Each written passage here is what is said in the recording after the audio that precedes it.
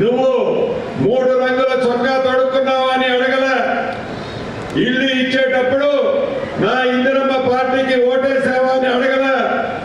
నువ్వు పేదవాళ్ళవై ఉంటే చాలు, నీది ఏ కులమైనా పర్వాలేదు, నీది ఏ మతమైనా పర్వాలేదు, చిట్ట చివరికి నువ్వు కాంగ్రెస్ పార్టీ కాకపోయినా పర్వాలేదు, నీకు ఇల్లు ఇచ్చి తీరుతామని మొదట విడత రాష్ట్ర వ్యాప్తంగా 4.5 లక్షల ఇల్లు ఇచ్చాం.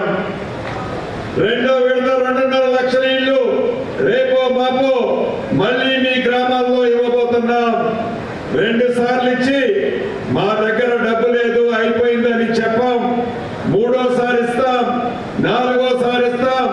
రాష్ట్ర వ్యాప్తంగా ప్రతి ఆడబిడ్డ అర్హులైన వాళ్ళు ఎవరైతే ఉన్నారో కులమో మతమో ప్రాంతం అని అడగకుండా అర్హులైన ప్రతి ఆడబిడ్డకి ఇల్లు మన ప్రభుత్వంలో ఇందిరమ్మ ఇల్లు ఇచ్చి తీరుతాము. ఆనాటి ప్రభుత్వం లాగా ఇందాక పెద్దలు చెప్పినట్లు పింక్ కలర్ షర్ట్ తొడుక్కున్న వాళ్ళకి ఆనాటి ప్రభుత్వం ఇచ్చేది. ఈనాడు అర్హులున్న వాళ్ళు పింక్ కలర్ తొడుక్కొని ఉన్నా వాళ్ళకు కూడా ఇందిరమ్మ ఇల్లు ఇచ్చే పెద్ద మనసు ఈ ప్రభుత్వానికి ఉంది. అది ఇందిరమ్మ ప్రభుత్వం అంటే. అంతేకాదు, ఇందాక పెద్దలు సుదర్శన్ రెడ్డి గారు, స్థానిక శాసనసభ్యులు భూపతి రెడ్డి గారు, అదే రకంగా పిసిసి అధ్యక్షులు అడిగారు, హైదరాబాద్ లో భూమి లేని కారణంగా ప్రభుత్వ స్థలాల్లో మీరు మంచి ఇందిరమ్మ టవర్లు కట్టిస్తున్నారన్నా మా దగ్గర కూడా కట్టించి ఇవ్వాలి. హైదరాబాద్ కి తర్వాత పెద్ద పట్టణం మా నిజామాబాద్ కార్పొరేషన్ అని అడగటం జరిగింది.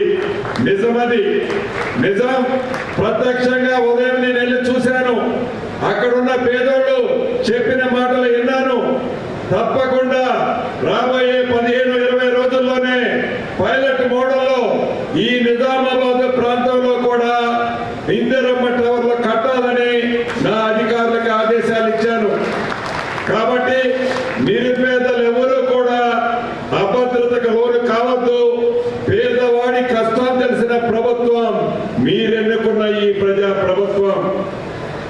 అంతేకాదు, ఇప్పుడు ఏవైతే ఆనాటి ప్రభుత్వం మొండి గోడలతో ఏదైతే సగం కట్టి వదిలేసి కట్టిన కాంట్రాక్టుల్లో డబ్బులు ఇవ్వకపోతే మన ప్రభుత్వం వచ్చిన తర్వాత ఇచ్చి యుద్ధ ప్రాతిపదిక మీద ఈ రోజు సుమారు 400 ఇళ్ళు కాంగ్రెస్ పార్టీ కార్యకర్తలకు ఇవ్వాల. ఇదే వేదిక లాంటి వేదిక మీద డ్రా తీసి అర్హులైన వాళ్ళకి ఈ ప్రభుత్వంలో ఇల్లు ఇచ్చాం. మా పిసిసి అధ్యక్షులు వారు కారులో వచ్చేటప్పుడు అడుగుతున్నారు, ఆనాటి ప్రభుత్వంలో పింక్ కలర్ తొడుక్కున్న కార్యకర్తలకు ఇల్లు ఇచ్చారని మనోళ్ళు కూడా అడుగుతున్నారన్నా వాళ్ళకి ఏదో రకంగా ఇయ్యాలి కదా అని అధ్యక్షుడిగా తన మాట నా దగ్గర చెప్పారు. అది కూడా నిజమే. కానీ సుదర్శన్ రెడ్డి గారు అన్నారు, మన పార్టీ కంటే కూడా పేదోళ్ళు ముఖ్యం. పేదోళ్ళ ఆత్మ గౌరవాన్ని పార్టీలుగా మనం ఇద్దాము. మన పార్టీ పరంగా ఏ రకంగా వాళ్ళకి సాయం చేయాల్సి వస్తే ఇంకొక రకంగా చేద్దాము తప్ప ఇక్కడ అటువంటిది వద్దు మంత్రి గారు అని పెద్ద ఆయన చెప్పారు.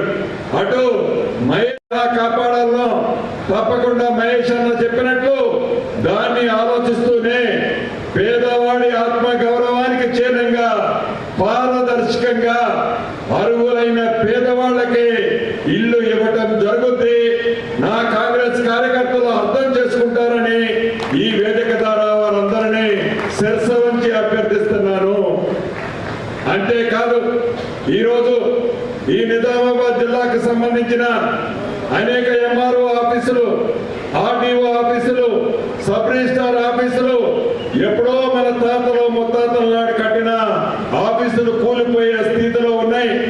కొన్ని చోట్ల కొత్త మండలాలు నేను ఇచ్చాను, కొత్త డివిజన్లు ఇచ్చాను అని ఆనాటి ధర గొప్పలు చెప్పుకున్నాడే తప్ప ఆ కొత్త ఆఫీసులు ప్రకటించిన దగ్గర, మండలాలు ప్రకటించిన దగ్గర ఎక్కడా కూడా ఒక్కటి కూడా ఆఫీసు కట్టలే. సుమారు 13-14 ఆఫీసులు మరికొద్ది సేపట్లో శంకుస్థాపన చేసుకోబోతున్నాం. యుద్ధ ప్రాతిపదిక మీద రాబోయే సంవత్సరం లోపలే ఆ శంకుస్థాపన చేసుకున్న ఆఫీసులన్నింటినీ కూడా పూర్తి చేసుకోబోతున్నాం. అదేవిధంగా ఈ నెల 31వ తారీఖు వరకు నిరుపేదలు ఎవరైతే ఉన్నారో వయోవృద్ధుల కంటే ఏదో వికలాంగులు, అదే రకంగా ఒంటరి మహిళలు, వితంతువులకు కూడా పెన్షన్లు ఇచ్చే విధంగా ప్రభుత్వం నిర్ణయం తీసుకుంది.